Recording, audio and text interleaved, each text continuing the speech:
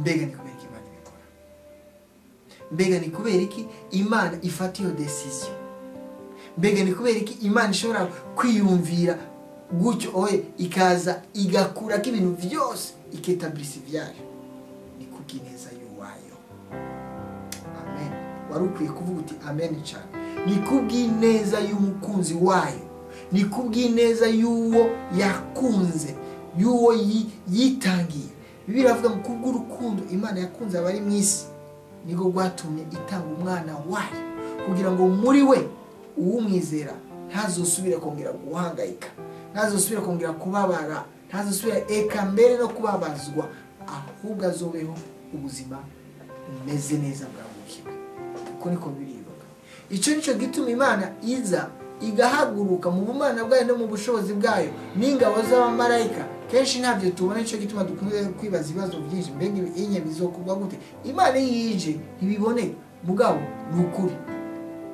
Agakiza wakiriye ntibigeze ubona na kimwe, nta na kimwe wigeze umenya, nta na kimwe cyabaye ku mubiri wawe nk'uko nkunda kubivuga. Mugabo uyu munsi uremanga yuko ukijijwe, ni ukuvuga hari ingaruka ica ibigaragaza ko Imana ari ukuri. Imana rero iraza kugira ngo itunganirize abayo, iraza kugira ngo itunganirize umukunzi wayo.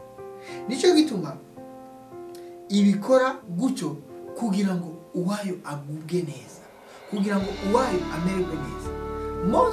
Mose na Yosuwa n'ubwoko bwa Isirayeli nta bandi bantu bubaha Imana, nta bandi bantu bari bazwi n'Imana yaremye atari bo bonyine. Nicyo gituma Imana yagerana ikavuga iti ibyaba n'abantu bashize kugira ngo bikureko strategy, uburyo bwose bwakoreshejwe n'abantu ngira ndabukengere, ndabushyire ku iby'iwanje kubw'inyungu z'abanje, ngira ndabikore kubw'inyungu z'abankunda, ngira ndabikore kubw'inyungu z'abanyakiriye bakangira Imana yabo, ngira ndabikore kubw'inyungu z'abemeye ko ndababera umwami, abemeye ko ndababera umukiza. Nta kindi Imana ibikora kuko isunikwa n'urwo rukundo uba warayikunze.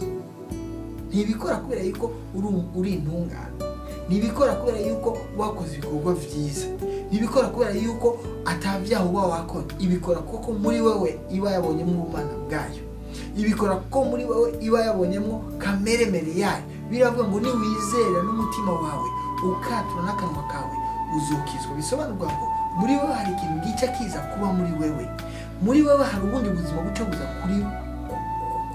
kuvyagira muri wewe. Icyo Bibiliya yita uguhindurwa gusha, ugahinduka icaremwe gishaje.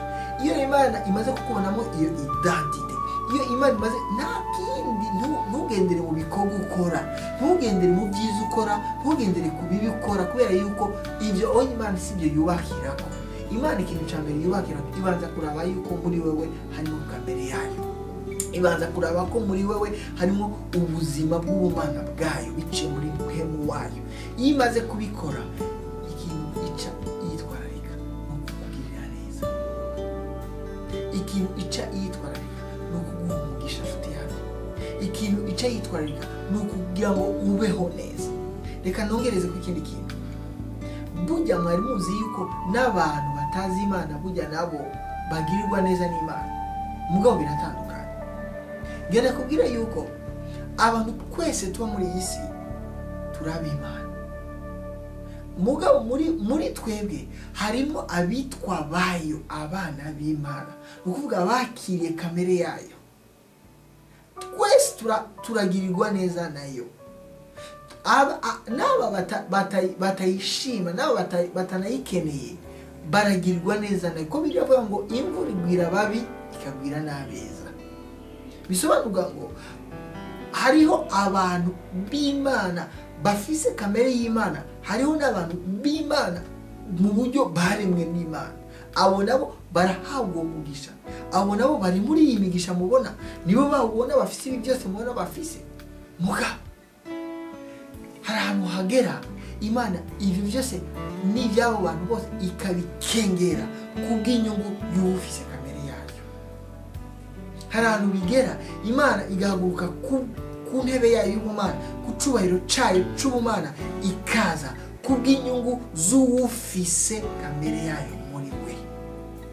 Hari ahantu bigera Imana ihaguruka kubwo kubona umutima wawe uyikunda, haleluya, umutima uyishaka, umutima uyipfira, umutima uyiyumvira, bugaca bukira, isaha ikagenda iyindi ikaza, umutima uvuga ati Mana uri mwiza, Mana urabereye. Uwo mutima hari ahantu bigera Imana iza igafata decision mu buryo budasanzwe ku bwawe. Iki nicyo cyabaye kuri Yesu. Iramubwira ngo ahantu hose ukandagiye ndahaguhaye. Ndakubwira ngo Yesu ari ubwoko bwa Isirayeli. Ubwoko bwa Isirayeli bwari abantu Imana ikunda gushika n'ubu iracyabakunda. Ni nacyo gituma ijambo ry'Imana rivuga ngo ukoze kuwayo abakoze mu mboni z'ijisho ryayo. Iyo ututse umuntu afise kamere y'Imana, iyo wumviye nabi umuntu afise kamere y'Imana muri we, ndakugabishije inshuti yanje, ubu uri kurakora mu jisho ry'Imana. Ngo ndaguhishurira ikintu kidasanzwe. Imana iragukunda bimwe udashaka gusobanura. Imana igufise ku mugambi mwiza, wewe wayakiriye, wewe wayimenye, ukaba uzi yuko wavutse ubwa kabiri. Imana igufise ko ibyumviro byiza. Ndagomba ubishimire uyu munsi. Nicyo gituma uyu munsi ishobora gufata decision iyo ari yo yose ku bw'inyungu yawe. Ndagomba ngusunikira ahantu wiraka Imana yawe. Ndagomba gusunikira ahantu unezererwa Imana. Namba unasanzwe winezererwa, nshuti yanjye, fata decision ubundi bushasha. Wongere uyinezererwe, wongere uyishime, wongere uyihimbaze, wongere bigutere kongera kuvavanura na bya bindi byose ukunze gukora bikayibabaza. Mugabo ntiguheba, igomba gukunda, igomba gushakira neza. Mbega nshuti yanjye, nta kuntu ufata decision mu buryo budasanzwe uyu munsi kugira ngo wongere uyikunde bundi bushasha, kubera ko iragukunda kandi izokwigera ibihagarika. Igufise ko umugambi mwiza kandi izokwigera ibireka. N'abajya batarayimenya batayikeneye irabakunda. Nicyo gituma yiri bibashaka, ibarongera ijoro n'umurango. Nicyo gituma nkubwira ikintu kimwe kuri uyu mugoroba cyangwa muri kano kanya urakurikirana. Ahantu hose domene y'ubuzima bwose umaze kugeramo naho Imana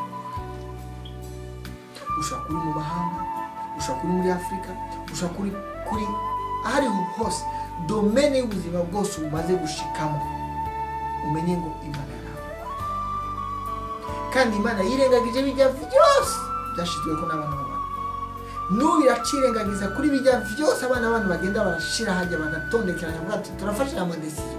Ngo ndakubwire ngo agasanga uri uw'Imana, ufise ubucuti n'Imana, byose Imana irabitera kagere.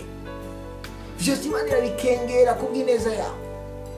Wewe gusa uhagarare neza, ugira uko kwizera muri wewe. Ushobora kuri Buraya, ushobora kuri muri Amerika, ushobora kuri muri Afurika, ushobora kuri muri domene yariyo yose y'ubuzima. Nakubariye ngo ubwoko bwa Isirayeli ntibwari bwahawe ubutaka gusa, bwari bwahawe n'ibiri muri icyo kirere.